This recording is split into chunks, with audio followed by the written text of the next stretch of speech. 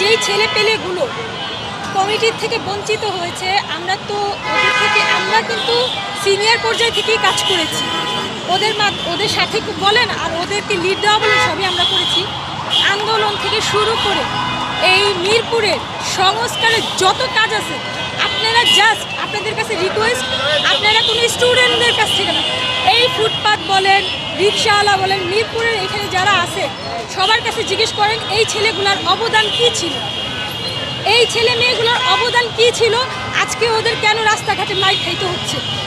এর জন্য কি তারা দেশের জন্য কাজ করেছিল, আন্দোলন করেছিল? এই জন্য কি তারা এই যে এত এত অস্ত্র উদ্ধার করেছিল, এই যে থানাগুলো পুড়িয়ে দেওয়া হয়েছিল, এইগুলো ক্লিন করেছে, এই যে অস্ত্রগুলো লুটপাট হয়েছে, সবগুলো তারা উত্তোলন করছে। এই যে এখন নতুন কমিটি, তাদেরকে কেউ চিনেও না। তারা আসছে মূলত 13 তারিখের পর থেকে।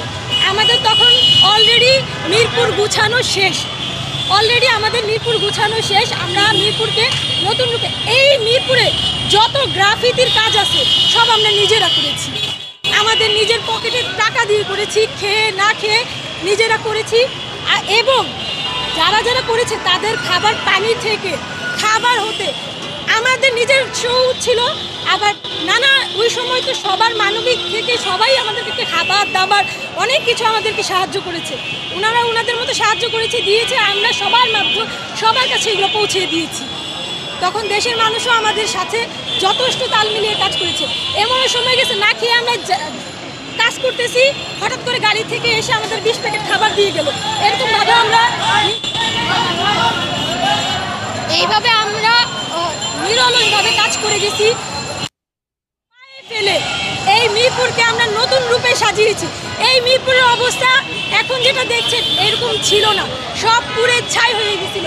এই মেট্রো বক্স, এই যে পুলিশ বক্স বলেন, 2 নম্বর থানা বলেন, শাহালি থানা বলেন, যত থানা আছে পুরে ছাড়খাড় হয়ে গেছিল। আমরা এই সব থানাগুলোকে সাজাইছি।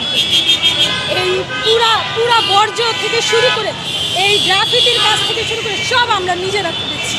এখন এত কিছু করার পরে আমাদের কমিটি আমরা নিঃস্বার্থভাবে করেছিলাম এগুলো, আমাদের এখানে কোনো স্বার্থ ছিল না।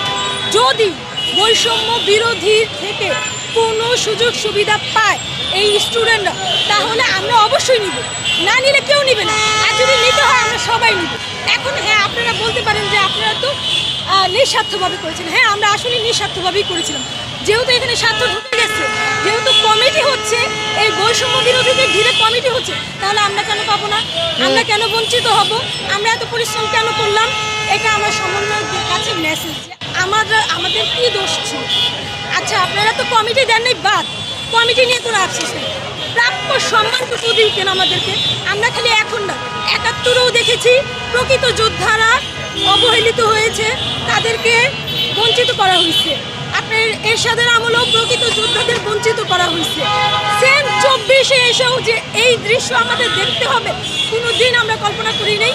এই 24-এ এসেও প্রকৃত যোদ্ধাদের বঞ্চিত করা হলো, এটা প্রমাণিত। আপনারা বলেন কত প্রমাণ লাগবে যে যারা